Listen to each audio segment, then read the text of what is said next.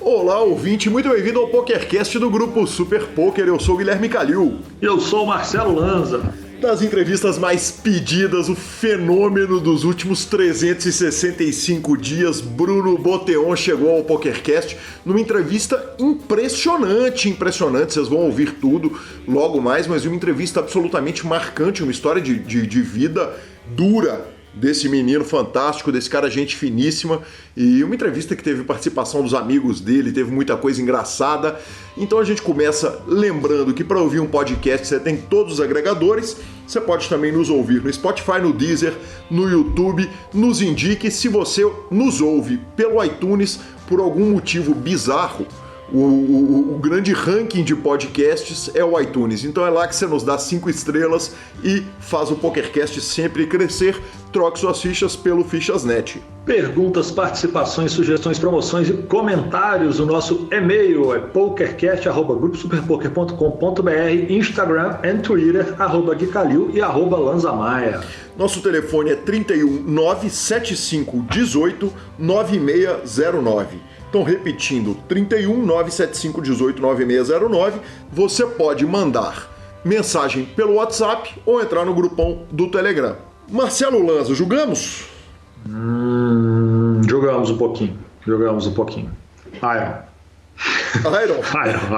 acontece. É a variância. Como diz Marcelo Lanza, é a variância. Faz parte da variância. Foi aquela semaninha da curva de baixo. Acontece. Lanzinha, eu fui contratado para jogar 5-10, stakeado, e estamos fazendo staker feliz, jogando menos mesas, focadinho, concentradinho, brincando no meu baratinho ali, né, e tal. Tem que ter também uma brincadeirinha, um clubezinho ali, um joguinho baratinho, mas no jogo importante que é esse 5-10, estamos fazendo o nosso staker sorrir, então isso é que é o importante. O senhor não merece nada menos do que isso. Muito obrigado, Marcelo Lanza. Breaking News! BSOP será realizado online, Lanza. Cara, a competição anunciou sua segunda etapa online, vai ser realizada agora de 26 a 29 de junho, e a premiação garantida foi elevada para $1 milhão, o que é mais do que justo, porque, cara, da última vez os caras destruíram todos os garantidos, implodiram os garantidos. Então, essa segunda etapa, que vão ter 14 torneios, vão contar com torneios de No Limit Hold'em, mas vai ter Omaha, vai ter Horse, então vai ter tudo quanto é coisa lá. O Main Event vai custar 215 doletas, tem $300 mil garantidos e vai acontecer no dia 28. Para saber todas as informações é só correr lá no Super Poker, e fico muito feliz, cara, tô com muita vontade. Estava conversando com o querido Maurício Paulino, nosso amigo ouvinte do PokerCast, tô com muita vontade de jogar esse Horse, hein? Uai, tá pra jogo, clica o botão, patrão. Exatamente, vai que bate. Simples assim, ó, vai que bate. Lembrando que o torneio é no PokerStars, e como diria o Silvio Santos, parafraseando ele de forma ao contrária, hoje o dólar está valendo mais que barras de ouro. O dólar está valendo uma nota, então $1 milhão são mais quase 5 milhões de reais. Exatamente, mas para quem tiver incomodado com o valor do dólar, a gente lembra que tem satélites a partir de 1,10. Então, só correr lá no PokerStars, os satélites começam no dia 22 de junho e vamos que vamos, então, BSOP Online. Exatamente, e direto para a nossa segunda notícia do dia, nós temos dobradinha, então. Bicampeonato, na verdade. Bicampeonato. Não é nem uma dobradinha, é um bicampeonato. Eduardo Schmigel cravou o torneio do Super Poker Team Pro, cara. Lá no Poker, fizemos o torneio lá, inclusive narrei com o Eduardo Sequela. Eduardo Sequela puxou o Last Longer, finalmente, porque ele não andava puxando o Last Longers quando eu estava participando. O que tinha acontecido era o seguinte: eu tinha ganho o domingo anterior, o Last Longer dele, do Fábio Segura, lá do WSO Prime, e eles tinham proposto o dobro ou nada para essa semana. Caiu duro. Aí, não, é justo, porque eu tô free rolando, né? E se eu ganhar a parada, eu tô rico. Eu que te dei falinha sobre isso na semana passada, ziquei a sua. Exato, acontece. Enfim, cara, o fato é que o Sequela puxou o Last Longer, eu tava free rolando, foi sem dor. O Fábio vai pagar a conta inteira da brincadeira e vale dizer o seguinte: as transmissões continuam, os torneios são nas terças e domingos, né? As 4 primeiras terças e domingos do mês. E vale lembrar que o ranking zera sempre. Então vai ser entregue o segundo iPhone ao término dessa etapa. Ainda tem 2 iPhones e mais 20 vagas para a próxima fase. Então ranking zeradinho é chance para todo mundo classificar para a próxima fase do Super Poker Team Pro. Sensacional, sensacional. E a nossa próxima notícia do dia é aquele momento... Como é que chama? Momento Caras. Momento Coluna social. Oi? Coluna social. Coluna social, porque é o que a gente sempre fala, né? Quando repercute, fala do poker em mídia aberta, de toda forma é sempre vantajoso. Então, reta final do Menino Ney é notícia em tudo quanto é lugar, né, mano? Cara, exatamente. Quem nos mandou essa notícia foi o nosso querido Bruno Machala, bicampeão mineiro, e ele mandou o link do lance. Mas ela foi uma notícia que foi muito repercutida e ela não entra aqui na nossa sessão de notícias do PokerCast, simplesmente porque o Neymar ficou em terceiro num 530 dele Supersonic. Todo mundo sabe que ele joga, todo mundo sabe que ele joga no PokerStars, todo mundo sabe que ele dá um buy-in de 530 sem muita dor, mas a repercussão na mídia aberta é muito legal, né? E esse carinho que o Neymar tem com o poker também é muito legal. Ele acabou puxando 7.248 doletas, né? Uma paçoca representativa para um buy-in de $530 e nos colocou aí entre outros meios nas páginas do lance. Sempre é muito legal quando isso acontece com o poker. Exatamente, senhor. Sempre é válido. Todo impulso de mídia, toda vez que falam da gente, a gente não gosta de falar que falem mal e falem da gente, não. Falem bem e falem da gente. Exatamente, maravilhoso. Maravilhoso. WSOP News, já tem boletim já vi agora até que a chamada, boletim da semana do WSOP. Exatamente. Cara, acontece o seguinte, o WSOP a gente tá acostumado, a gente brinca que os caras dão um jeito de quebrar, ter notícia toda semana, vai dando os troços todo picado pra gente poder dar informação. Você imagina quando a WSOP vai junta com o Daniel Negrano, né, cara? Aí é bizarro, né, velho? O cara gosta de criar um factoide ou fatos mesmo e tal. Então o que aconteceu foi o seguinte, não foi nem a WSOP que soltou a notícia, não. A notícia mais relevante sobre a WSOP foram 2 tuitadas do Daniel Negrano, que propôs o seguinte. Primeiro, ele colocou a seguinte tuitada. Estou procurando por action. Eu aceito 2.5 para 1, quer dizer, 2,5 para 1, que eu vou ganhar um bracelete na WSOP 2020. A aposta é válida para os eventos da WSOP.com, os eventos na GG Poker oficial e, se houver uma WSOP esse outono, né, que é no final do ano ali, na reta final do ano, então estão válidas essas 3 plataformas. Quer dizer, a WSOP.com vai ser jogada nos Estados Unidos, a gente falou no programa passado, GG Poker resto do mundo, Negreano avisou que vai para o México jogar e, se tiver uma ao vivo, também está valendo. É muito difícil ganhar contra esses fields gigantes online. Eu topo apostar até $1 milhão. Então essa é a aposta que o Daniel Negrano propôs. E aí soltou uma segunda tuitada ainda. Falou o seguinte, além disso, eu ainda topo apostar contra qualquer outro jogador do field. Eu me pego e você pega você mesmo ou qualquer outro jogador. Então a segunda aposta que ele tuitou é a seguinte. Você tem que ganhar um bracelete, a pessoa tem que ganhar um bracelete em 2020. Se eu e você, ou eu e o seu escolhido, ganharmos, empatou. Se nenhum ganhar, empatou. Se um dos dois ganhar, tá valendo $100.000 para cada lado. Enfim, cara, Daniel Negrano criando fatos, né? Quer o Negrano nessa? Eu pensei, Lanzinho, você sabe... Por que escolher cada um? Não, eu sempre tô pensando, cara, em a gente replicar essas apostas, nós mesmos, né, cara? Fazemos... Aliás, teve aposta no programa passado, tô tentando lembrar qual que foi, não tô conseguindo. Foi os 3 jogadores brasileiros, 3 braceletes brasileiros, né, que eu falei, eu peguei mais. Cara, eu sempre fico pensando que a gente deveria repetir essas apostas quando eles fazem lá, a gente faz aqui na versão mídia de poker, né, que é uma versão bem mais barata. Mas essa aposta eu tô achando ela meio ruim da gente pegar, porque vão terminar as 2 séries e a gente não vai saber se ganhou ou não, porque ainda tem a possibilidade de lá em outubro, novembro, ter um evento. Não, corta outubro, só vale online. Escolhe um, eu escolho um, reto. Um jogador eu posso escolher primeiro? Putz, pode. Eu escolho o Daniel Negrano. Phil Galfond. Tá bom, beleza. Phil cara, Galfond. Olha, pra não te roubar... E o Galfond não vai jogar os torneios de roubo. Eu não sei se ele vai jogar na GG, exatamente.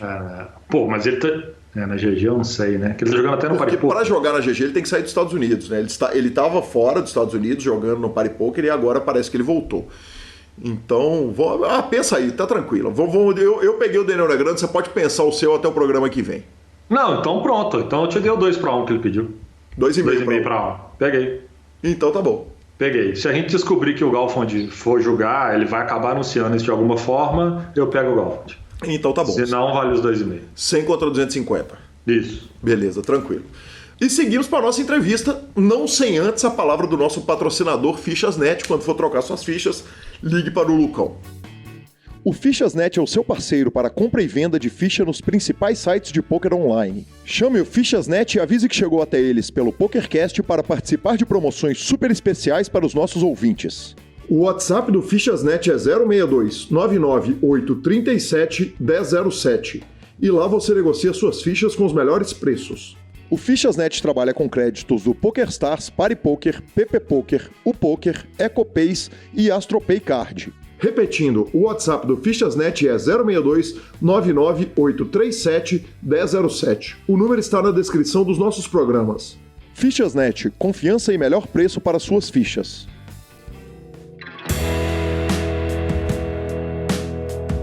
E estamos de volta com a nossa entrevista da edição. Estou aqui com o Bruno Boteon. Bruno, que satisfação, muito bem-vindo ao PokerCast. Obrigado, prazer todo meu estar aqui. Já acompanhei alguns podcasts aí e tudo mais e, sempre uma honra aí ter esse convite. Aceito com muita alegria. Alegria nossa, Bruno. É importante dizer o seguinte, que o seu nome é um dos 4 nomes que estão na minha parede agora. Eu fiz um plano de entrevistados para quarentena. Estão lá Bruno Boteon, Will Arruda, Caio Peçanho e o Gustavo Lopes, o Vasco. E aí essa semana... Que honra estar nesse meio aí, hein? Porra, exatamente. Ninguém passa e... Exatamente. Isso é uma turma que esvazia carteiras e bankrolls, com certeza. E essa semana eu tava conversando com o Pitão falou, cara, pega o Bruno logo, que eu tô a fim de ouvir a entrevista dele. O Pitão é um ouvinte eterno do programa. E eu falei, porra, que honra, que legal, que bom nome. Eu gosto do Pitão, gente boa. Um abraço, Pitão.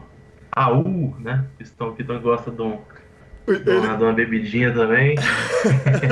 Sem dúvida. Acompanha o Instagram, muito massa.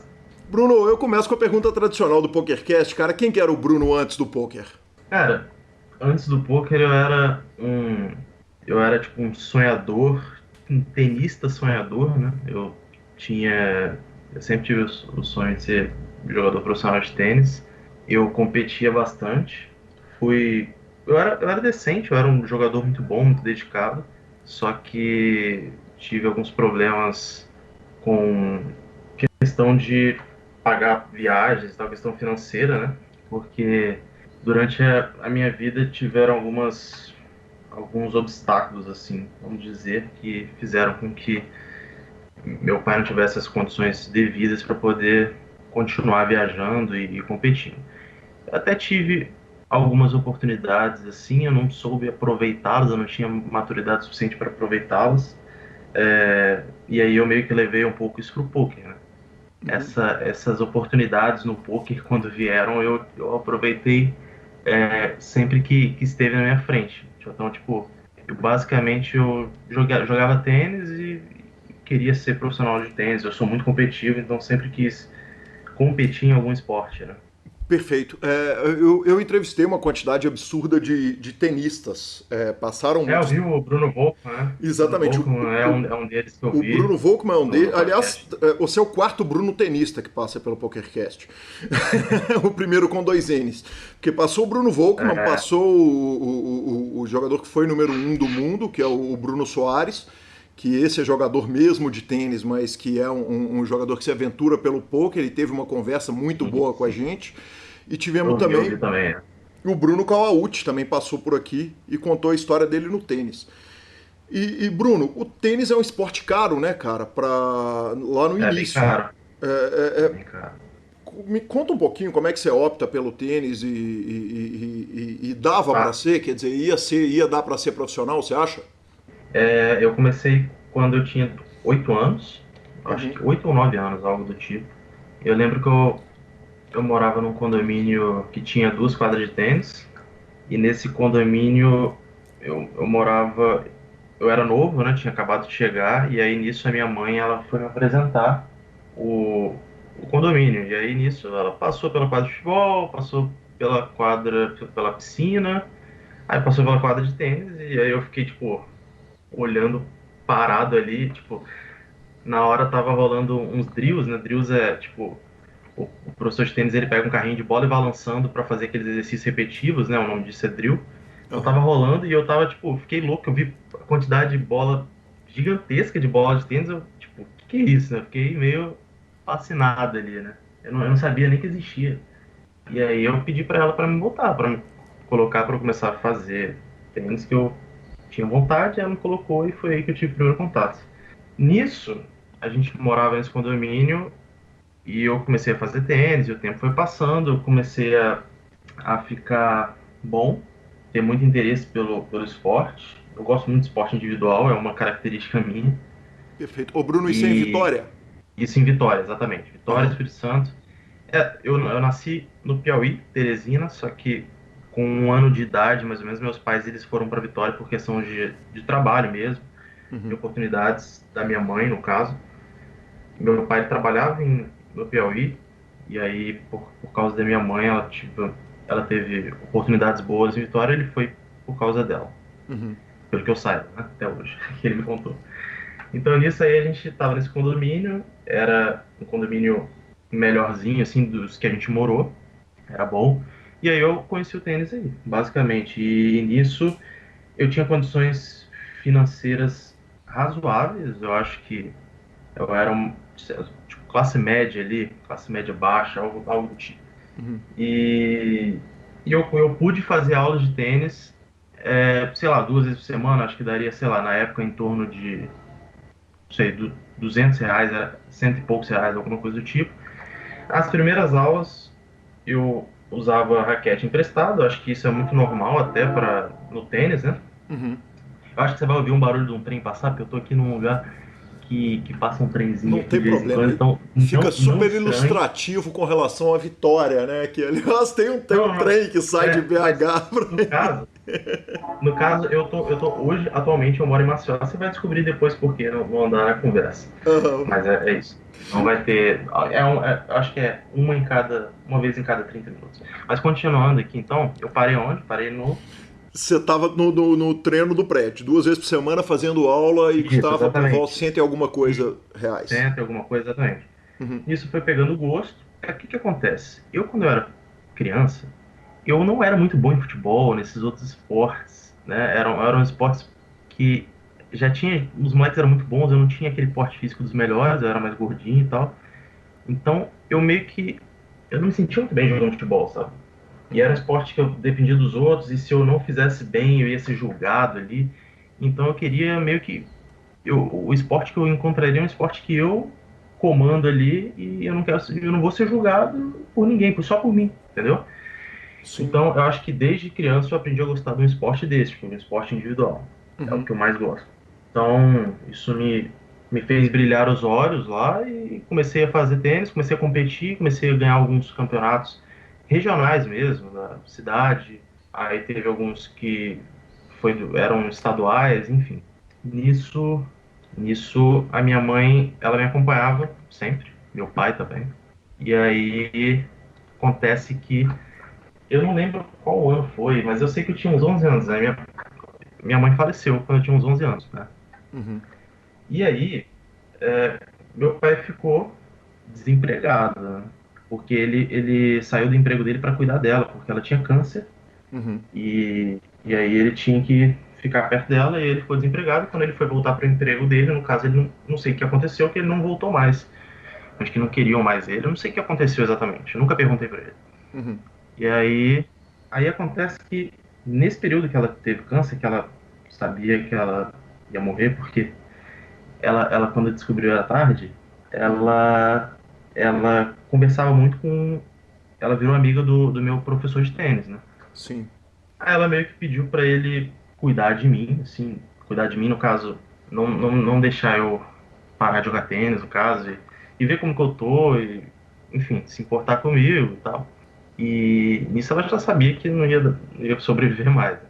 Aí, enfim, ela faleceu e meu pai não tinha mais condições de pagar para mim. E aí eu comecei a. Isso eu tinha 11 anos. Uhum. Aí eu comecei a fazer aulas de tênis de graça, porque não tinha condições de pagar, e, enfim. Nessa época eu já começava, às vezes, a estourar uma corda de raquete ou outra, quando você joga no nível decente, Uhum. você bate mais forte um pouco na bola, você estoura cordas. E cada corda que você estoura é uns R$ 40 ou 50, depende da corda, tem corda até de 80, R$ 100. Uhum. E nessa época eu meio que eu não podia nem estourar a corda, tá ligado? E sendo que eu normalmente estourava, sei lá, uma vez a cada, nessa idade de 11 anos, uma vez a cada 2 semanas, por exemplo. Então, era uma situação bem complicada e o meu professor de tênis, ele me ajudou bastante. Ele, basicamente, ele não fazia... Ele falava que eu podia ir todo dia sem pagar aula de tênis e tudo mais. Uhum. E fazia, de algum jeito, eu participar de algum campeonato que não seja pagando, enfim. Nisso, meu pai, eu acho que eu não sei exatamente o que meu pai estava sentindo, assim, mas eu acho que ele estava meio que em depressão profunda, sabe, na época. Na época morava eu, minha irmã, por parte de mãe, Uhum. não era filha dele, mas morava com ele Uhum. e com ela, e eu, morávamos nós quatro. Quando minha mãe faleceu, essa minha irmã, por parte de mãe, ela resolveu deixar a gente porque ela não era filha dele, então ela preferiu ficar com a avó, que é totalmente compreensível, né? Sim. E aí ele ficou sozinho comigo e ele ficou extremamente depressivo e desempregado. Então foi um período bem ruim da nossa vida e acabou que nesse período todo a gente morava num apartamento que a gente morava nesse condomínio, a gente foi despejado quando eu tinha uns 11 anos. É, e aí eu tive que ir só para ir para fazer aula de tênis nesse condomínio aí, a gente começou a morar em outro lugar. Muita coisa aconteceu, assim, isso é só o início da história, né? Mas eu acho que eu tô falando demais, não tô deixando Não, você fazer cara, pergunta, pode mandar. uma história pesada que obviamente larga um monte É, de eu tô traço na falando porque eu personalidade da tô. criança, porque imagina o impacto disso na sua vida É, social como criança ali, né, Bruno? demais, demais. Eu tô falando de tudo que eu tô lembrando, assim, que eu tô aproveitando que eu tô inspirado aqui, que eu tô lembrando das coisas, e aí eu vou falando antes que eu não me esqueça aí. Sim. Mas o início foi basicamente esse. É, é isso, por E, enquanto, no tênis, né? e isso gerava um mega impacto na escola, na vida social, na convivência com outras crianças, porque 11 anos não é um adolescente, é uma criança, efetivamente, né? Exatamente. Não, com certeza. Eu era bem mais animado, comecei a ficar bem mais cabisbaixo ali, pensativo. Aham. Depois disso, acho que até hoje talvez eu sou um cara que penso mais, sou um pouco mais calado, mas eu era bem animado antes dela falecer. Uhum. E isso foi uma coisa que acho que mudou um pouco minha personalidade, mas me fez também ficar mais forte também, né? E aprender que a vida ela pode surpreender. Sem dúvida nenhuma. Foi ali pelos 11 anos, por volta dos 11 anos, que você largou o tênis? Não, largar o tênis demorou para eu largar bastante tênis, na verdade. Aí, com os 11 anos, mesmo ela falecendo, eu não larguei, né? Porque era Uhum. uma coisa que ela gostava bastante, queria que eu continuasse.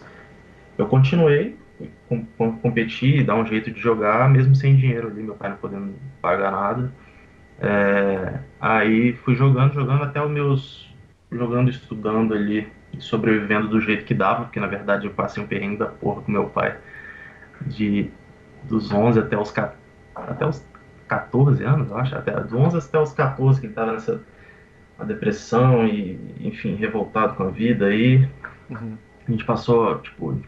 Ah, tá, esqueci de comentar, tem uma pessoa muito importante que estava nisso tudo também, que morava com a gente, além da minha irmã e dele, era uma moça que trabalhava lá na minha casa, que Uhum. ela veio do Piauí quando eu tinha 1 ano de idade, ela veio com a gente para morar com a gente, é uma moça de extrema confiança até hoje, que Uhum. ela veio só para cuidar de mim e cuidar da casa, né?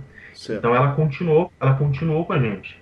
Uhum. Inclusive, quando minha mãe faleceu e ele não tinha mais condições, ela trabalhou de graça por algum período lá em casa, porque ele não podia pagar ela, e ele comentou com ela que se ela quisesse voltar para casa, ele pagava uma passagem de volta, porque não tinha condições de ela permanecer, ele pagando, mas ela falou que queria ficar comigo, queria cuidar de mim, ali nos 11 anos, que não ia me deixar sozinho, e aí ela ficou trabalhando até os meus 14 anos, ela trabalhou uns 3 anos sem receber absolutamente nada. Uhum. Essa mulher é um anjo, assim. Sim. E nisso, tá, aí dos 11 até os 14 eu joguei tênis e presenciei uma vida que não era tão agradável, mas mas eu tentava dar valor aos momentos bons. Uhum. Eu meio que era difícil ali continuar jogando os campeonatos, às vezes pagar uma inscrição ou algo do tipo.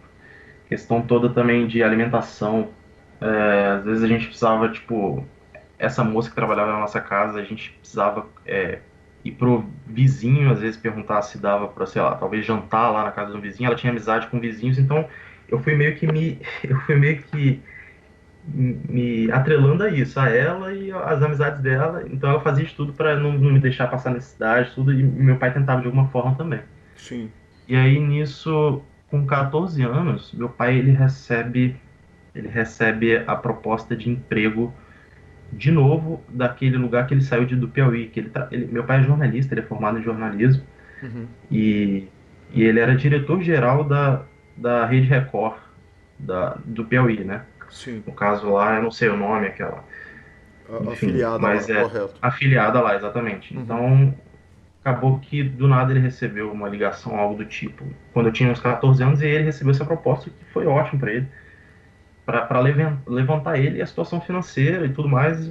Só que parece que quando ele saiu de lá, um ano, quando eu vim para cá, para Vitória, quando eu tinha um ano de idade, quando ele saiu, não foi muito legal a saída, ele tava pensando se ele voltaria ou não, por questões dele lá, e ele resolveu que sim.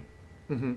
Aí ele perguntou se eu queria ir, eu falei que eu estava muito feliz lá em Vitória, que eu não queria largar o tênis, eu imaginava que no Piauí não ia ter nada relacionado ao tênis e tal, e eu falei que eu poderia ficar, e, e nisso ele falou que eu poderia ficar, né, no caso. E aí eu fiquei, e fiquei convivendo com aquela moça que trabalhava lá em casa, e ele foi para lá trabalhar, e a gente começou a ter uma condição financeira melhor. Você ia falar alguma coisa? Sim, ela é uma mulher adulta, né? Cuidando de você. Quer dizer, ele não ia estar te largando sozinho, ele ia estar mulher largando com uma adulta, pessoa que é efetivamente a família, né? sim, ela tinha, na época, eu tinha 14, né? Quando ele recebeu essa proposta de emprego, eu tinha uns, ó, eu tinha uns 14, ela tinha uns 30, uns 40, se não me engano, Aham, uns 40. certo. Né, ela era adulta, ela era uma ótima pessoa, até hoje. Enfim, aí ele recebeu a proposta e foi pra lá, e eu fiquei, né? Resolvi ficar. Falei pra ele que não queria, ele perguntou, eu respondi, e a gente se comunicava por telefone, e ele trabalhava lá e mandava as coisas pra cá. Então a gente saiu da merda pra uma condição boa, sacou? Sim. Você reconhecia Condição. nessa época a condição de depressão como uma doença? Porque é uma doença, Não, né, eu não Bruno? conhecia, não reconhecia. Tadinho, ele não era, né?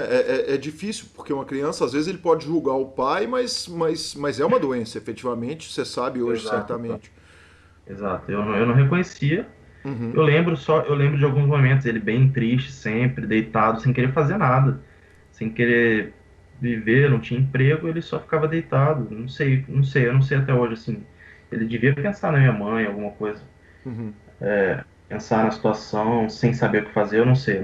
Mas provavelmente foi o que ele passou ali. Eu só lembro desses momentos ele bem na dele, sem fazer nada, assim, sem conseguir reagir, por Uhum. um momento, né? Mas ele sempre queria, ele pensava, ele fazia tudo pra mim, sabe? Ele vivia pra mim. Uhum. Depois que minha mãe faleceu, ele basicamente vivia pra mim, né? E você Ele conseguia queria sempre, reconhecer isso da parte dele? eu conseguia. Ele sempre falava pra mim que tudo que ele fizer pra mim, que não vai me deixar, não ia me deixar faltar nada no tênis, por exemplo, não ia deixar fazer eu parar de jogar tênis, enfim. Uhum. E aí ele falou que as coisas iam melhorar e tal. Eu nem sei, essa questão do trabalho dele que ele voltou ao Piauí, talvez ele estava procurando. Chegou um momento que ele começou a procurar. Eu não Uhum. sei se chamaram ou ele procurou. Então, provavelmente ele deve ter ido atrás Sim. também. Mas aí ele vai para lá e eu continuo. E aí eu vou jogando tênis e fazendo a mesma coisa, estudando e jogando, por um certo período, dos 14 até os 15. Eu continuo aqui em Vitória, Uhum. jogando. E aí, com os 15 anos, eu decido ir para pro Piauí. Ele me fez o convite novo. Falei, quer saber? Eu vou pro Piauí, vou estudo aí, fico aí. Ele chegou, ele me jogava umas indiretas, né? Por que você não vem morar com seu pai logo? A gente tá distante, mora aqui, que vai ser bom as coisas, não sei o quê. Aí me convenceu, aí eu fui. Uhum. E aí eu fiquei dos 15 anos até os 18 anos no Piauí. E aí a situação era bem boa, era um apartamento ótimo, a empresa dava um carro para ele muito bom. Era uma situação muito boa, né? Sim. E aí eu tinha a raquete nova, eu treinava, era um treino caro que ele pagava para mim, tudo, treinamento físico, tem preparador físico e o treino mesmo, né? Uhum. E aí ele começou a pagar umas viagens, mas assim, ele não ganhava lá essas coisas, ganhava, sei lá, 30, 40 mil, 20 mil por mês. Não, era menos, eu acho. Uhum. Então, tipo assim, não dava assim pra pagar, duas viagens esse mês, duas mês que vem. Então, tipo assim, se você quer jogar tênis, você tem que pagar muito caro e é um esporte individual, então é difícil patrocínio também, uma pessoa te botar credibilidade de uma empresa colocar credibilidade de uma pessoa e patrocinar assim no tênis quando você é jovem.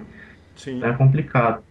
Geralmente é um pouco mais fácil para uma equipe, por exemplo, de vôlei, arrumar um patrocínio, que são várias pessoas e uma equipe, mas individual é um pouco mais complicado. Então, acabou que dos 15 aos 18 anos eu fiquei no Piauí. Eu tive algumas oportunidades de jogar torneios fora do estado e tal, mas eu não soube aproveitá-las, assim. Eu joguei alguns filters também. Filter é quando você vai partir pro profissional, que é se você ganhar uma partida no filtro, você faz um ponto na ATP, que é o ranking mundial de dos tenistas, né? Então eu joguei, cheguei a jogar quali e tudo, mas eu parei por aí. E aí acontece que com 18 anos ele sai desse emprego dele. Eu não sei o que houve até hoje. Eu sou um cara que eu não costumo fazer muita pergunta com meu pai, eu deixo ele tomar as decisões dele, eu não tenho essas conversas muito com ele. Mas pelo que ele disse, parece que o dono lá, ele demitiu ele da empresa, não sei por quais motivos, parece que o dono mudou, aí virou o filho do dono, aí o dono reformulou todo mundo que trabalhava lá e tirou ele, botou outra pessoa, alguma coisa assim. Eu não sei o que aconteceu exatamente. E aí, ele ficou desempregado nesse momento. Uhum. E aí a gente viveu uma situação bem ruim no Piauí depois disso, porque a gente vivia num padrão de vida muito alto, e aí do nada não tinha mais nada, né? E aí também eu acho que não tinha muito dinheiro guardado, então complicou, né? Tinha muita conta ali para pagar e do nada acabou.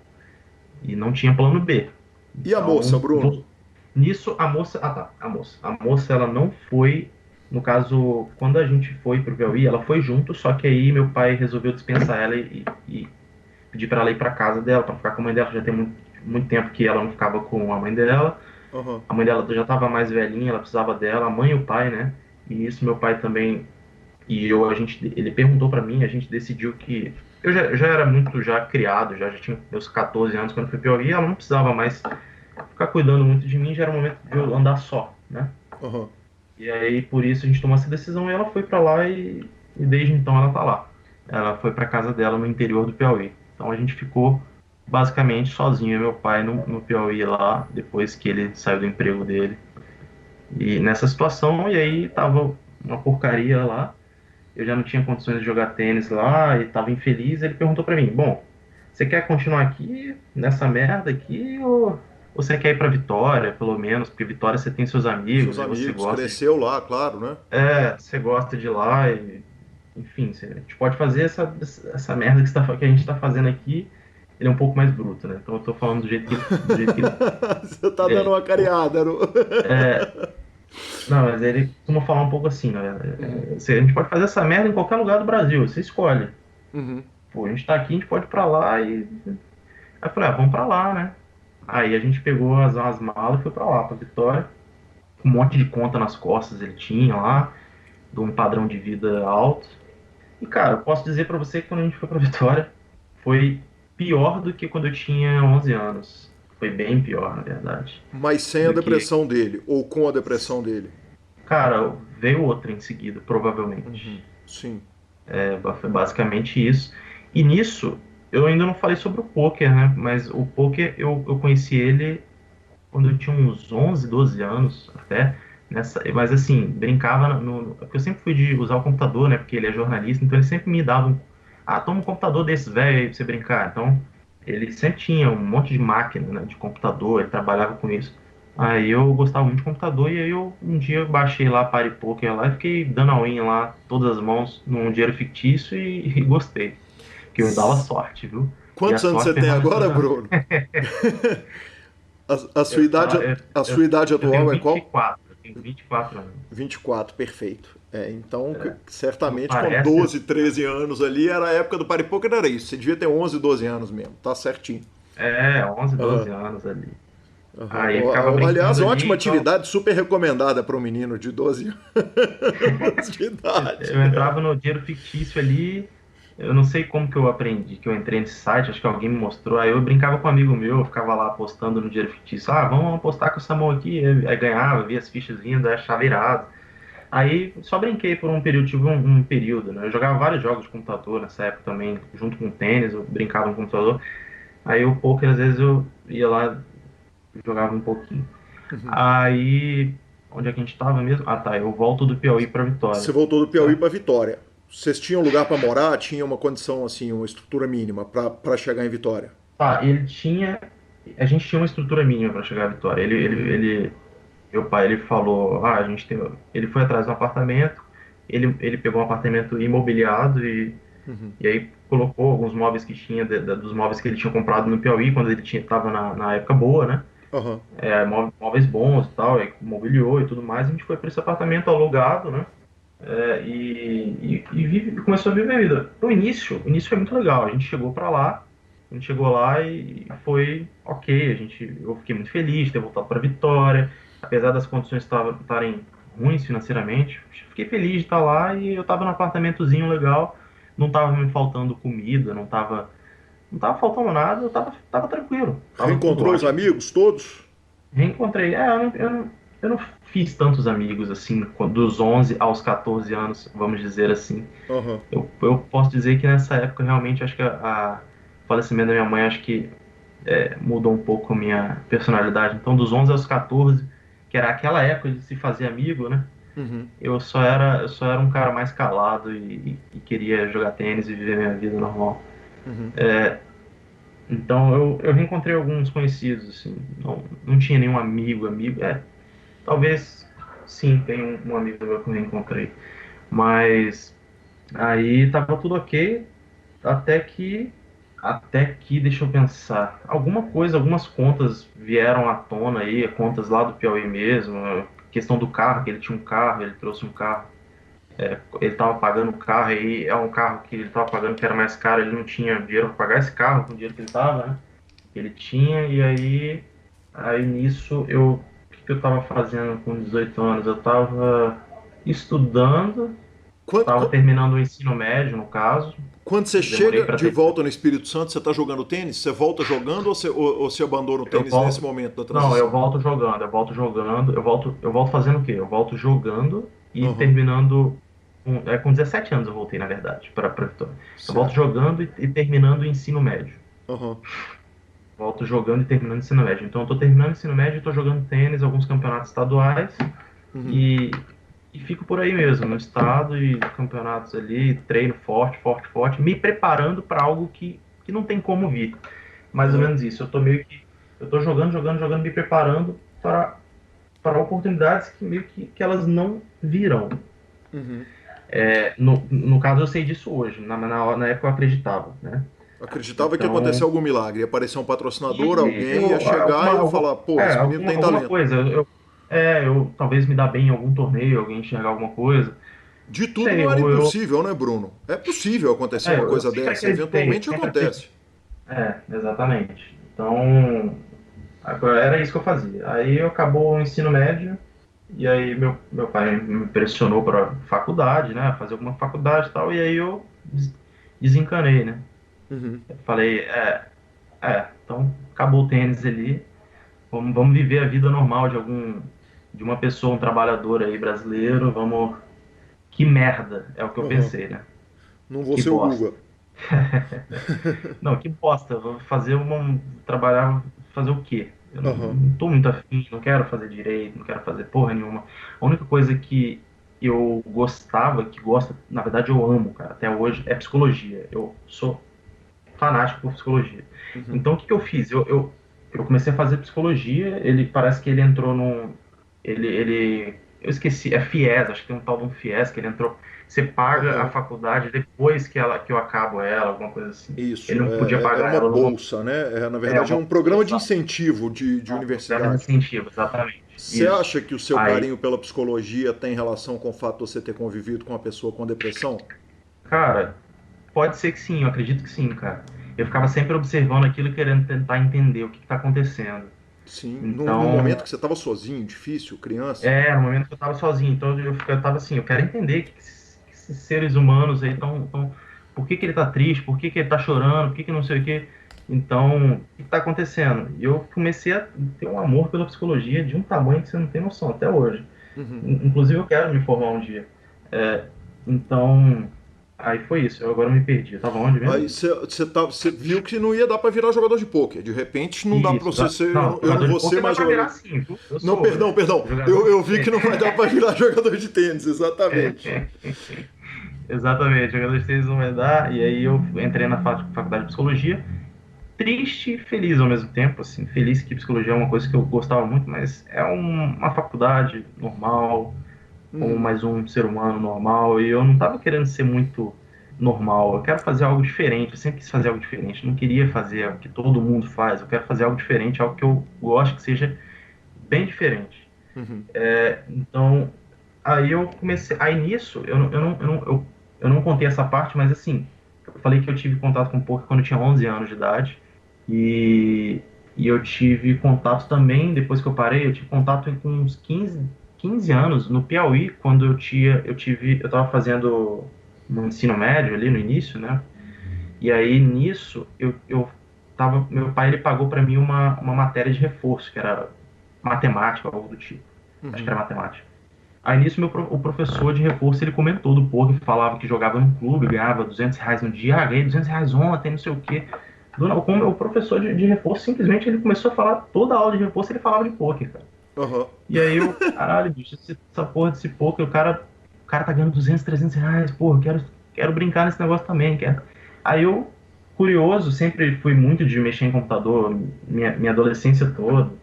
Então eu ia no computador e pesquisava sobre poker. Nessa época que eu morava no Piauí e jogava tênis, no nível bom e tal, obviamente, eu jogava tênis e ficava no computador também.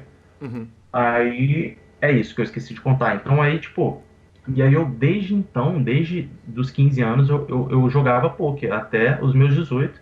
Só que eu jogava assim, sempre dinheiro fictício, entendeu? Jogava free roll e tudo. E nisso eu jogava tênis ao mesmo tempo. Até os meus 18 anos, que eu entrei na psicologia. E aí nisso.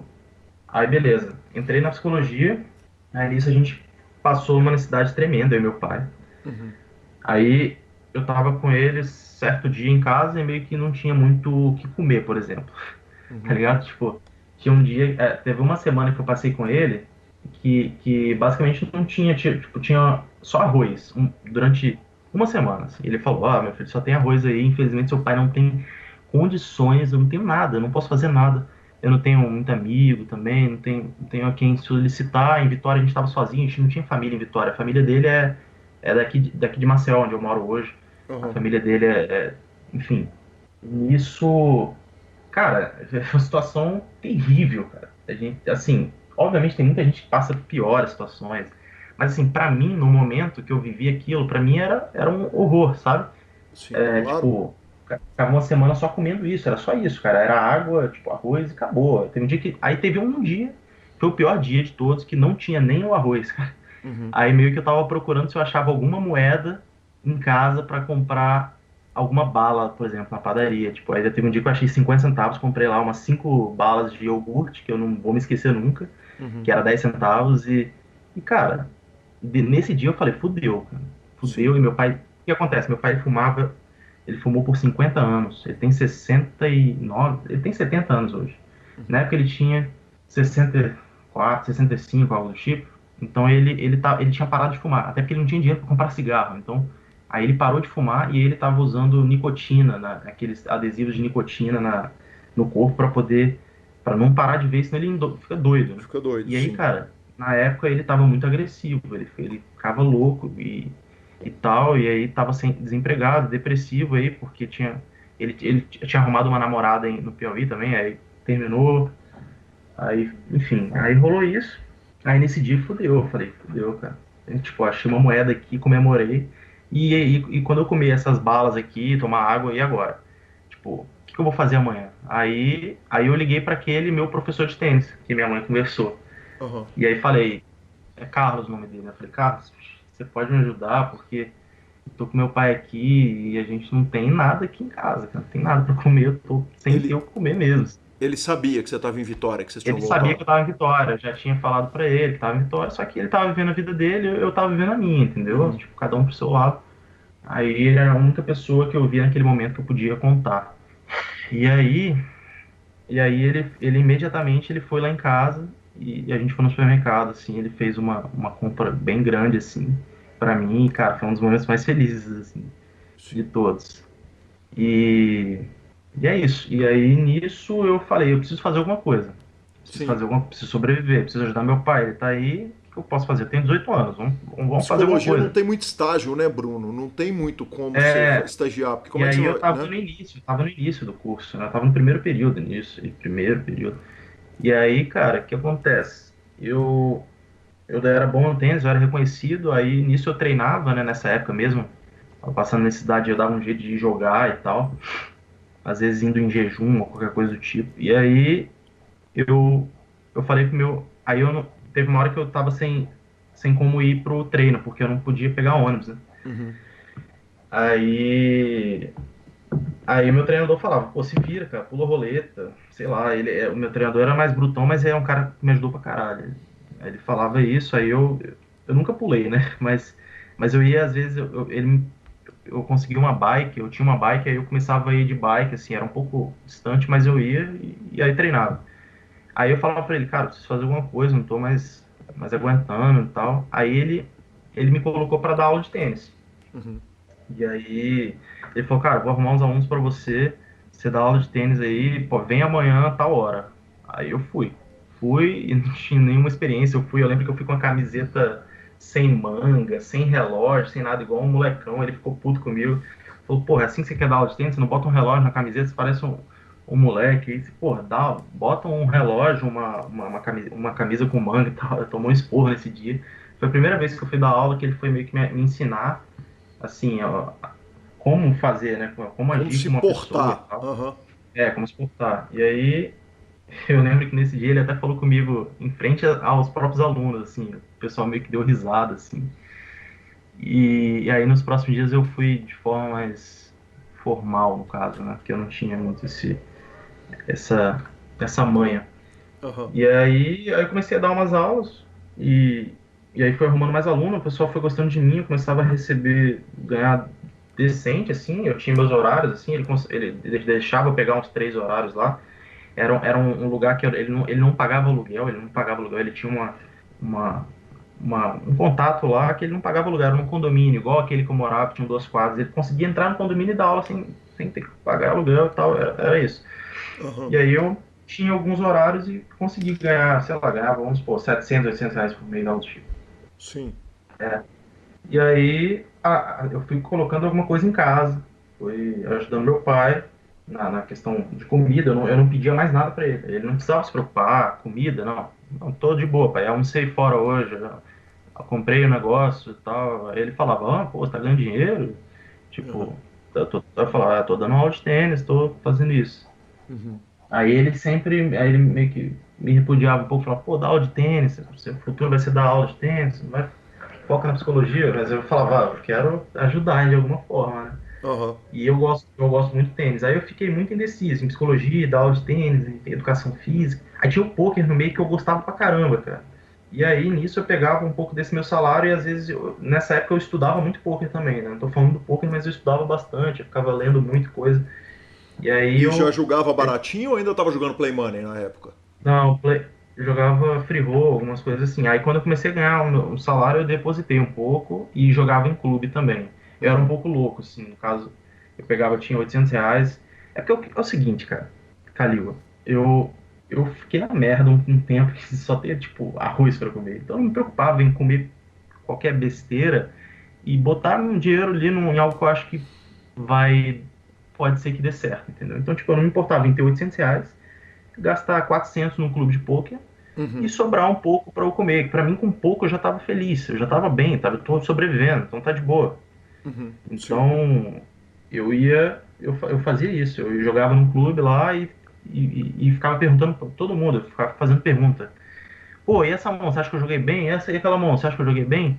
Os caras enchiam o saco. Eu não sei se você conhece o Felipe Beltrani, ele é de Vitória, Espírito Santo, né? Eu lembro do nome. Eu Ele é jogador profissional, ele teve uns resultados muito bons de live, joga online. Na época ele jogava e ele não era profissional, assim, ele jogava no clube ali, uns torneiozinhos e jogava barato na internet. Aí eu sabia que ele era muito bom, a galera falava, nossa, o cara joga bem. Aí eu ficava perguntando, pô, eu joguei essa mão certo com você, não sei o que. Aí teve uma hora que ele falou pra mim, pô, bicho, você é chato, hein? Você é chato. Você me pergunta tudo, vai falar, bicho. Aí eu falei, pô, foi mal. Aí eu ficava perguntando pra todo mundo, cara. Aí, porra, eu sempre respeitei muito quem é muito bom em tal esporte, por exemplo. Às vezes, ou, por exemplo, o Fernando Araújo, né, que é o índio, o é o índio, VC sim. Vem, Fernando VC Vem. Ele é de lá, então às vezes ele aparecia no clube, pô, eu ficava louco, assim, caralho, esse cara apareceu, eu ficava, me tremia, cara, na frente do cara, eu tinha vergonha de conversar com o cara, entendeu? Quem sou eu para conversar com esse cara, sacou? Então foi algo que eu comecei a criar esse amor pelo esporte e por os caras, assim, e perguntava bastante. E nisso eu tava na psicologia, que eu não tava muito feliz fazendo psicologia, eu queria fazer alguma coisa diferente numa faculdade. Mas continua lá. A psicologia Mas continua lá. continuo levando com sei lá o que, mas estou lá e não estou muito feliz e tô me dedicando muito mais ao poker do que à psicologia. É Aham. basicamente isso. Aí começou, o poker começa aí. Com 18 anos eu fazendo psicologia, eu não queria fazer, eu estava me dedicando muito mais no poker. E Deixa eu. aí meu pai não sabe, mas eu tô usando meu salário todo do tênis quase para poder jogar poker e pagar torneios e eu tô me jogando. Tô me jogando. Você tá se jogando no poker e você tá jogando. Porque eu imagino o seguinte: por mais que você não. Ah, eu não tenho nada, então não tenho o que perder.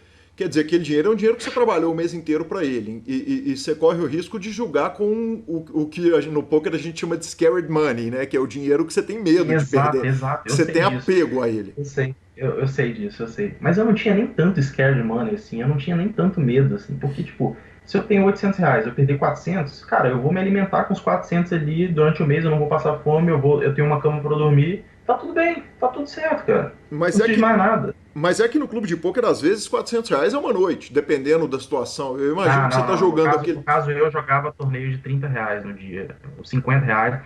Às vezes eu dava um tiro num torneio de 100 e eu não fazia reentrada, por exemplo. Eu jogava torneio de R$ 30, R$ 40, no caso era bem barato, e eu não reentrava, eu não fazia o rebuy, né? Aham. Então, tipo, na verdade, esses 400 que eu tô falando, eu acho que hoje tá até mais caro, né? Mas Uhum. assim, na época, os 400 rendiam para 2 semanas ali, entendeu? Jogando, tipo, todo dia um torneio de R$ 30 ali, Sim. algo do tipo. Às vezes eu faço um ITM, aí seguro.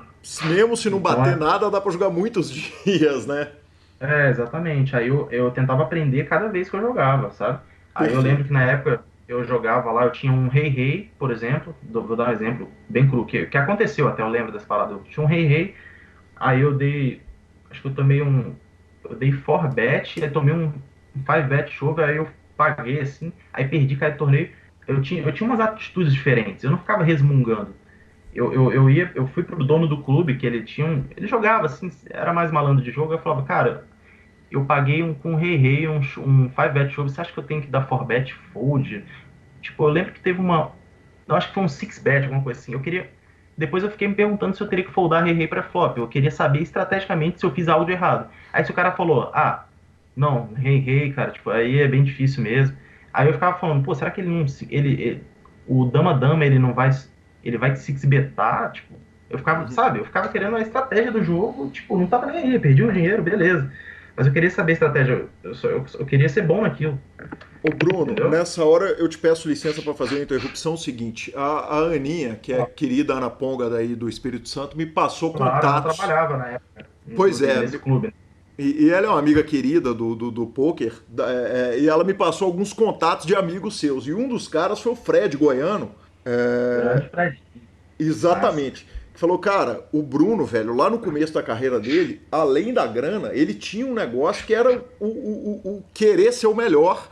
E ele conta que, entre outras coisas, você aprendeu inglês para poder grindar poker. Conta pra gente, cara, porque você tá começando a falar exatamente desse tesão que você tem por aprender e por querer ser o melhor jogador possível.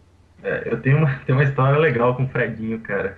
Inclusive, cara, é muito legal, cara. Foi muito legal que eu passei na minha vida, sabe? Eu sou muito orgulhoso, assim, de ter passado o que eu passei. Tô lembrando aqui das cenas, vem os flashes, assim, e eu fico muito feliz. Inclusive, Eu ele lembro que citou teve o uma vez. Warlock, que era um cara que eu conheço dos tempos do Orkut, cara. Ah, grande Orlock. Foi o Orlock que eu perguntei. Foi o Orlock que eu perguntei dessa mão do Rei Rei. Ele era o dono do clube. Ah, E sim. aí eu só queria perguntar pra galera que sabia. Eu sabia que todo mundo sabia mais que eu. Aí eu queria saber de quem era melhor que eu. Eu quero buscar quem é melhor que eu.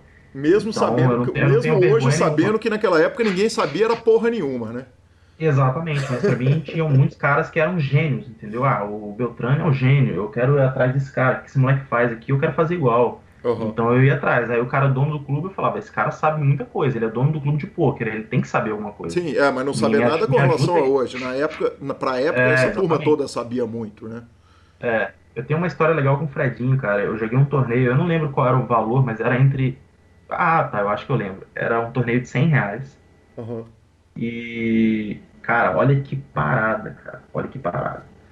Eu joguei, eu peguei FT, aí lembro na mesa final, acho que premiavam 7 e eu caí em oitavo, né?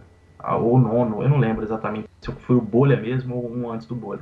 Caí e, cara, eu lembro que nessa época eu fui meio burro, porque eu levei R$ 100, mas eu não levei o dinheiro do ônibus. Eu não tinha o dinheiro do ônibus para voltar e eu não tinha muita gente para me levar, Uhum. porque, porque eu geralmente eu voltava de ônibus, né?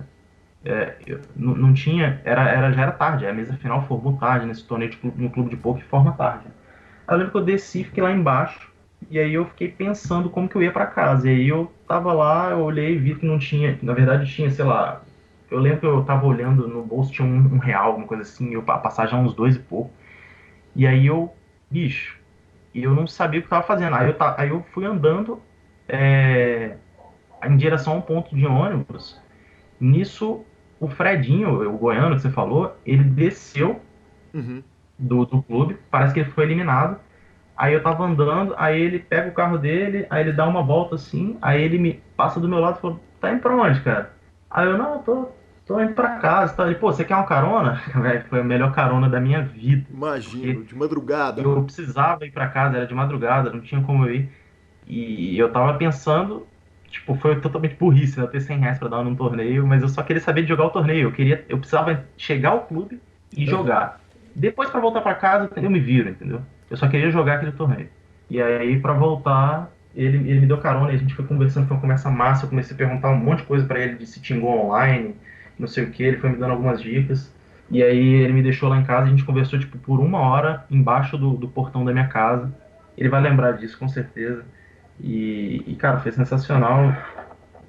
E foi aí que as coisas foram dando certo, com essa minha vontade, minha paixão pelo jogo.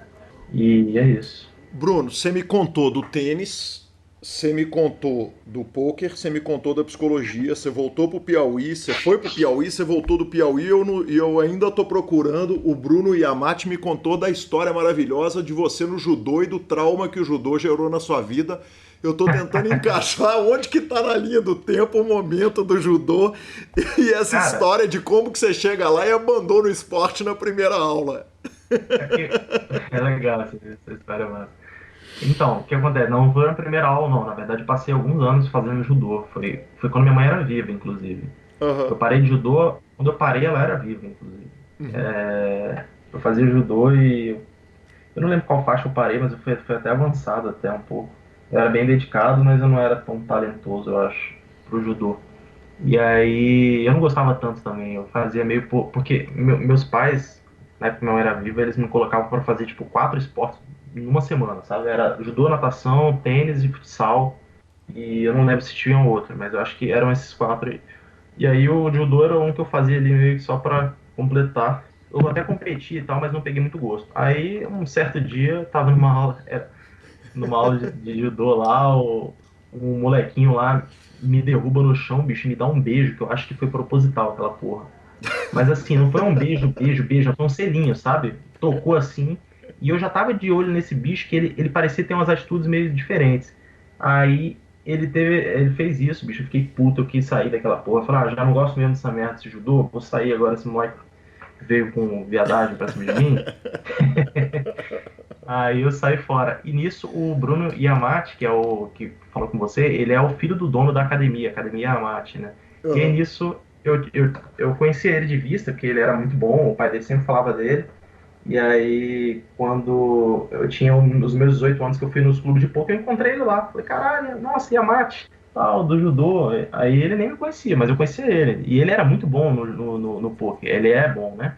Ele só que é um jogador, ele não é profissional, mas ele entende bem, né, do jogo.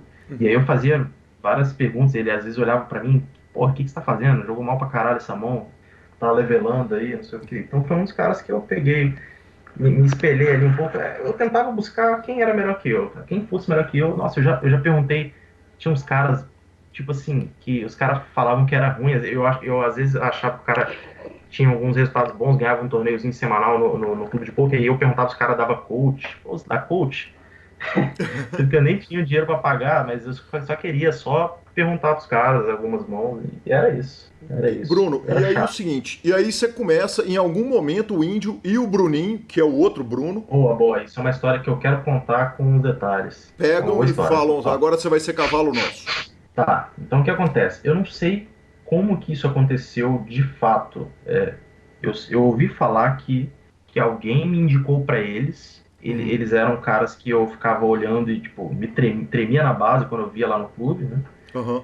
Que eram caras que são até hoje são muito bons e na época eles eram resultados que, pô, todo mundo só falava neles. É, o Bruninho é ouvinte E do sempre que PokerCast de 2010, quer dizer, lá em 2008, nas primeiras é, edições eu já ouvi o macaco PokerCast, velho. eu conheço no BSOP de Curitiba, que deve ser 2009, ele lembrou. Bruninho é o Bobo, né? É uma das melhores pessoas que eu conheço, cara. Que legal. Hoje. É o Bobo, assim. É um dos caras com o coração. O melhor coração, assim. Que você não tem como você ter inimizade com ele. Bruno, Se justiça você seja tiver feita, inimizade. o Yamate falou exatamente a mesma coisa de você. Ele brincou, falou: ó, você pode dar falinha nele, que ele tomou uma cantada de um cara no judô e nunca mais voltou na academia. Mas no meu momento difícil, quando eu estava em depressão, ele foi meu parceiraço, foi o Bruno, foi irmão e me ajudou pra caramba e me apoiou pra caramba. É o cara com o maior coração que eu conheço. Então você tá falando isso do Bruno, mas o outro Bruno, que é o Yamate, falou isso de você. Massa, massa. Mas é isso, cara. Eu ajudei mesmo o Yamato. Foi uma situação que ele passou. É bom, cara, ajudar os outros. E o Bobo, cara, se você tiver inimizade com ele, você repense os seus conceitos aí, porque eu acho que talvez tenha alguma coisa de errado com você. Uhum. Mas aí eu tava falando sobre. Ah, Relembrando. você tava falando sobre o início da história sua com o Bruninho e com o Índio. Boa, Você boa. virando o Então, cavalo deles. alguém me indicou pra eles, porque parece que eles queriam ter algum. Eles estavam procurando. Eu não sei o que que deu nos dois, que os dois eles estavam procurando cavalos no estado. Eles estavam querendo saber, quem joga bem aqui, vamos lá, a gente quer investir. Então, alguém me indicou pra eles, eu não sei por qual motivo, porque na época eu não tinha resultados muito bons, eu só jogava os torneizinhos no clube lá, ganhava algum ou outro, que é normal. Mas eu era muito disciplinado, então acho que alguém falou, pô, esse moleque tem muita força de vontade, vai aí e tal. E aí, acabou que eles escolheram eu e o próprio Fred Goiano, né? Uhum. É, e aí nisso eu comecei a jogar online pra eles e, cara, foi tipo uma experiência muito louca, porque na época eu tava, tipo, jogava os torneios no clube, tipo, um Zé Ninguém, eu era, e do nada o Fernando vai, ele passa na minha casa, ele fala, pô, eu não sei como é que foi a conversa, não lembro muito, mas ele entrou em contato comigo e falou, pô, vou passar na sua casa te buscar, você vai lá pra minha casa, a gente vai ter uma conversa, Uhum. beleza? Aí eu me cagando todo, eu falei, beleza, Você logo passa pensou no aqui. judô, né? Logo pensou no judô, falou, lá vem outra cantada agora. Lá vem outra cantada. Nada, eu só queria a oportunidade, cara. Nossa senhora, que sonho, cara. Tá louco. O que tá acontecendo ali? Aí ele passou lá em casa, eu lembro que ele chegou com um carrão lá, eu entrei, falei, caralho, o que eu tô fazendo aqui, velho? Aí fui no carro dele lá pra casa dele, tava tipo assim, sonhando acordado, tá ligado? Tava ele, aí o Bubble, eu não conseguia nem falar direito, cara. De verdade, assim, não tô brincando. Eu ficava meio travado, tremendo, sei lá. É como se você tá no esporte, você tá com um ídolo do seu lado e ele tá querendo te ensinar, tá ligado? E de repente tá E tendo a aí, chance que não teve no tênis, né, Bruno? exatamente, cara. E aí, cara, cheguei na casa deles, aí eles falaram, a gente fez um deal, eu não sei como que era, porcentagem, não vou entrar em detalhe, mas é basicamente para jogar online para eles e ter coach na casa deles, na casa dele, do índio, né? Era uma vez, 2 vezes na semana, algo do tipo. Era um coach presencial mesmo, ia lá, a gente colocava uma televisão grande, era eu, Fred, aí o Bubble e o índio eram os coaches. Certo. Aí o que acontece? Eu jogava, aí eles decidiram cavalar assim para jogar online até $11, até 8,80, acho que até 8,80. Na época eu tinha torneio de 8,80, então era até 8,80. E aí eu comecei a jogar, o Fredinho também. Nisso, passou um mês e eu lucrei uns $1.000, algo do tipo. 1.100, 1.200, algo do tipo. Eu lembro que eu cravei um torneio de 8,80, cara, que era o melhor, o topo da minha grade.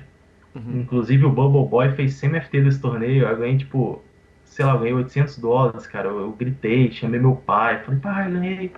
Eu ganhei $1.000, na verdade. Falei, pai, ganhei $1.000, $1.000. Eu fiquei louca na hora, assim. Meu pai, pô, parabéns, meu filho, parabéns. Não sei E o seu quê. pai lidava bem com poker? Quer dizer, esse começo Rapaz, ele aceitou então, bem? aí nessa época eu já tinha passado por um processo que eu já tinha falado pra ele que eu jogava poker e que eu ia começar a jogar pra um cara e falava que era uma oportunidade boa pra ele confiar em mim. E ele confiou, cara, sim, mas com um pouco de um pé atrás, sabe? E aí nisso ele tava namorando com uma pessoa que ele conheceu em Vitória e aí ela tava na hora também, né? Inclusive já tem uns 4 anos, ela é minha madrasta até hoje. Aham. E aí eles ficaram felizes. Nossa, parabéns, não sei o quê. Aí legal. Aí passou um mês, aí eu saí com esse lucro de 1.800, 900, por aí. Aí o que acontece? Você ainda tá Eles dando vão... aula? Desculpa, Bruno, é só porque eu preciso Não, amarrar, não, não, eu não. preciso amarrar essa linha do tempo só para Boa eu pergunta. não perder e o ouvinte não perder também. Não, tá ótimo, é uma boa pergunta. Eu, eu dava aula nessa época. O que acontecia? Vou explicar. Aí eu falei pra eles que eu dava aula, mas eu tinha tempo, sim, eu ia me dedicar. Aí eu dava aula, aí eu fazia o seguinte, eu ia de carona com o Fredinho pra casa do índio. Aí eu terminava a aula de tênis, corria pegava, eu acho que eu pegava um ônibus pra ir pra casa do Fredinho, pra poder da casa do Fredinho pegar a carona com ele de carro pra ir pra casa dos caras. Eu dava aula de tênis, eu conciliava. Aí, aí é isso, eu dava aula de tênis, mas vai chegar um momento que eu vou parar, eu vou chegar lá, mas eu dava aula sim. Beleza, Mas eu dava menos aulas, provavelmente. Eu dava bem menos aulas. perfeito. Então, aí acabou que chegou um momento que passou um mês, né? Eu fiz esses $1.000 de lucro, $900, algo do tipo. Aí eles tinham que viajar para Vegas, era bem véspera de Vegas para jogar WSOP. E aí falaram assim: ó, a gente vai para Vegas, a gente vai finalizar aqui por enquanto o coach, porque a gente não vai poder dar coach nesse período. Então, quando a gente voltar de Vegas, a gente continua, a gente revê isso aí. Passou um mês, aí eu peguei meu lucro, o Fredinho o dele, aí a gente deu uma pausa, entendeu? A gente, sei lá, voltou à vida normal, jogar por conta e esperar eles voltarem. Uhum. Aí nisso eu fiquei normal, vivendo a vida normal, jogando por conta ali um pouquinho, baratinho online, não ganhava muita coisa, Dando aula, e dando aula, fazendo e faculdade. nisso fazendo faculdade. Uhum. E aí nisso eles acabam voltando de Vegas, mas meio que parou e não voltou, não sei. Aí eles falaram, acabou que eu acho que eles falaram que repensaram e não eram isso que eles queriam de prioridade para eles, de investir, porque toma muito tempo tipo, só era eu e Fredinho, então é muito compreensível, né? Não vale muito a pena.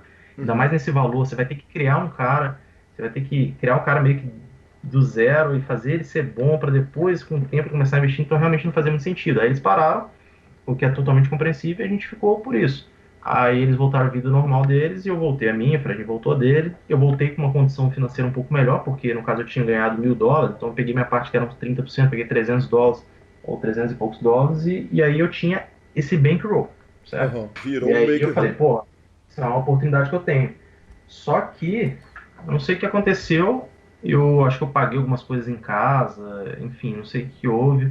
Eu não fui nem perdendo muito, foi perdendo um pouquinho jogando online e depois o resto eu vendi e aí eu meio que zerei ali a banca, no caso eu fui pagando algumas coisas, aproveitei ali para pagar um monte de coisa que tinha ali. Aí, deixa eu pensar agora, aí eu tô fazendo a faculdade, acho que tô sendo muito pressionado nessa época pelo meu pai pela faculdade, tô fazendo a faculdade aí eu acabo largando um pouco o poker de mão por um certo período só. Ele tá na minha cabeça, eu quero continuar com ele, mas eu largo só por um período, tipo, umas 2 semanas, sabe? E aí eu tô. Aí eu pego, aí eu faço o seguinte, eu falo, bicho, quer saber, vou me dedicar 100% agora. Na verdade, o que acontece? Eu larguei por esse tempo e vendi os dólares porque eu imaginava que eu fosse continuar jogando pro Indy e pro Bubble. Foi por esse motivo, Perfeito. pensando bem. Então, foi isso que aconteceu. Eu tava tentando lembrar aqui, mas eu tava tipo, eu vou continuar jogando para eles, eu vou vender aqui, ficar bem financeiramente, e é isso. Aí vendi, fiz algumas coisas, e aí quando eu achava que ia jogar, eles falaram que não ia rolar mais. Aí tudo bem, vamos seguir sozinho. Eu tenho potencial para seguir sozinho? Eu tenho. Foi 1 mês de aula, eu tenho uma inteligência aqui, tipo, tem algo na minha cabeça que vai fazer ganhar dinheiro, tá ligado? Eu tinha convicção disso. E aí eu fui e perguntei para um amigo em comum meu se ele poderia me emprestar $50. Eu falei para ele que eu devolveria em alguns dias, em 2 dias, 3 dias, eu não lembro, deu um prazo. Inclusive, tem até esses prints no WhatsApp que ele mandou esses dias para mim, cara, que é exatamente isso. Eu falo para ele, bicho, eu vou te devolver com certeza esse dinheiro, tipo, eu vou jogar Steam Gold de 25 centavos, chegou de 50 centavos e eu vou começar do zero um bankroll. Na época eu lembro que eu via vídeos do YouTube de challenges, tinha um português, o André Coimbra, que fazia esses challenges, tinha o Peçanha, que tinha alguns vídeos gratuitos no YouTube, tinha um monte de vídeo, eu tava vendo, eu já tinha um caminho já que eu achava legal no Sitting Goals, e aí eu falei pra ele, bicho, só me empresta que eu vou te devolver. Passou 3 dias, eu runei bem, runei hot lá no Sitting Goals, devolvi pra ele. Cara, desde lá, só alegria, assim. Que sensacional. Sensacional, Marcelo Lanza, cara, que legal poder conversar com o Bruno, que conversa boa, obrigado à turma toda que ajudou, obrigado a Aninha que me mandou os contatos da turma, e semana que vem tem a segunda parte dessa entrevista maravilhosa, essa entrevista fantástica. Obrigado, Bruno, aproveita que certamente sua conta estará regulada depois dessa. Bala neles, né? Bala neles. Que homem, senhor. Que homem. Como se precisasse de regulagem de conta, né? Mas nós estamos aqui para isso, né? Sem dúvida. Redes sociais, patrão?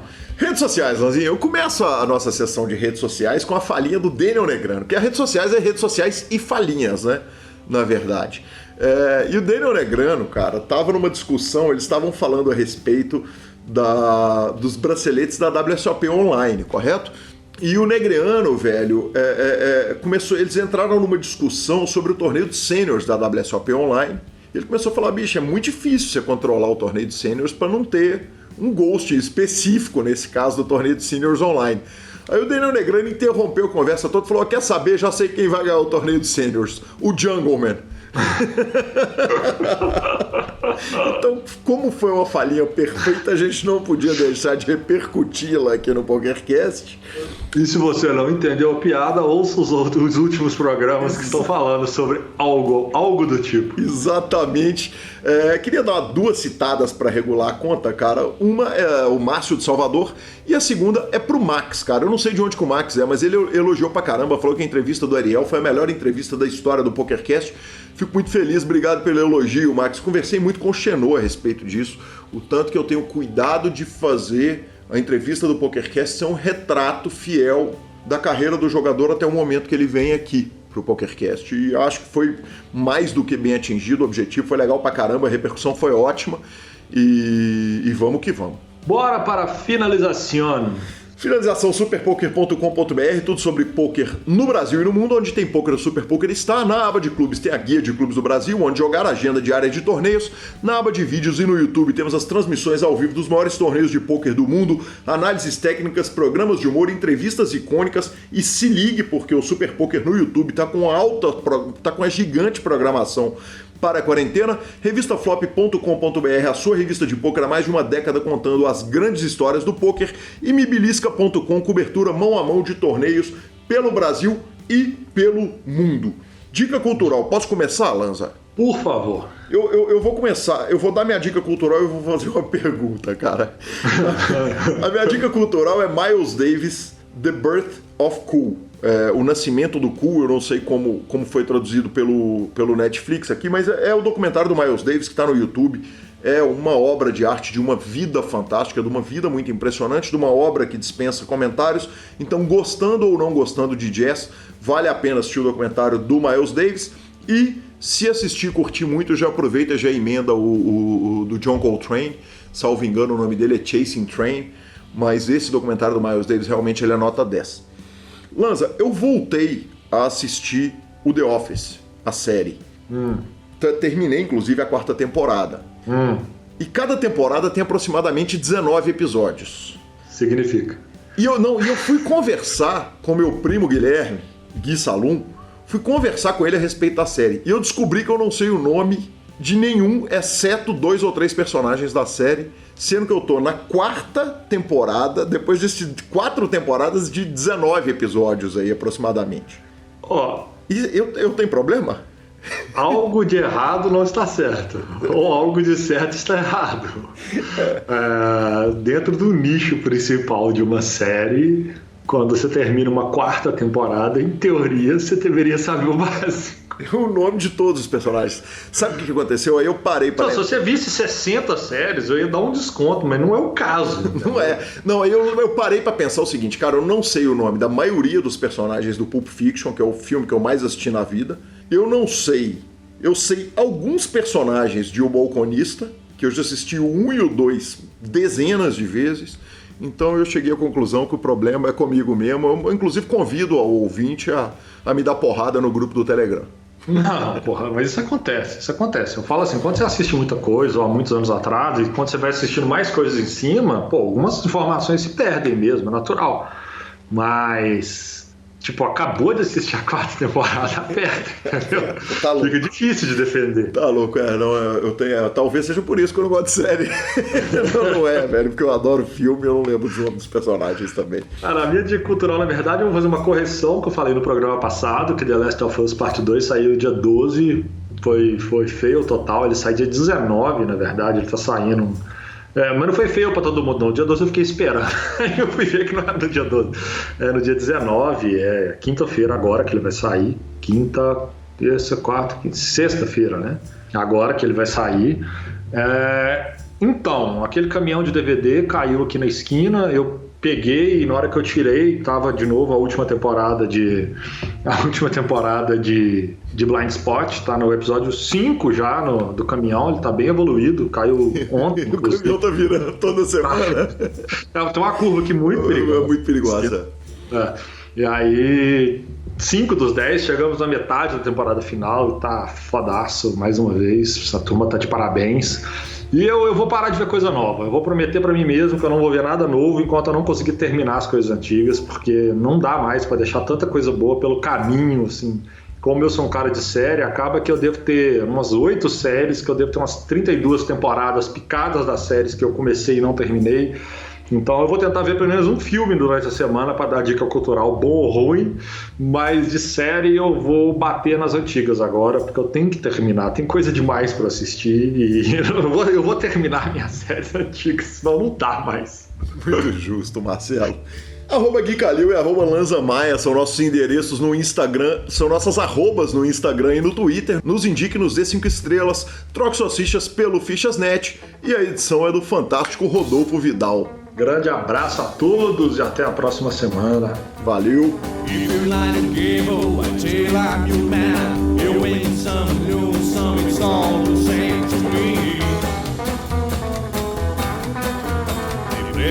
To play, it makes no difference.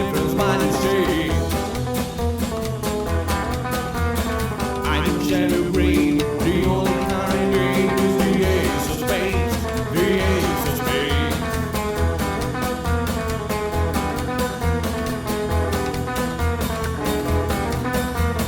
Play for the high one, dicing with the devil, a gun with a flow. It's all a game to me. 7 or 11, snake eyes watch the news. We double up or queens, double sticks or three. The ace of spades, the ace of spades.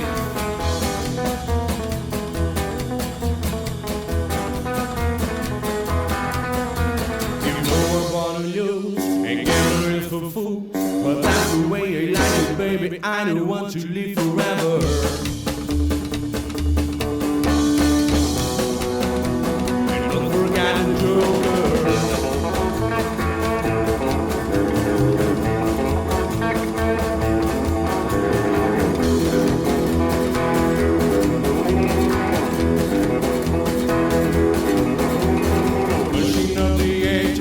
Know you wanna see me.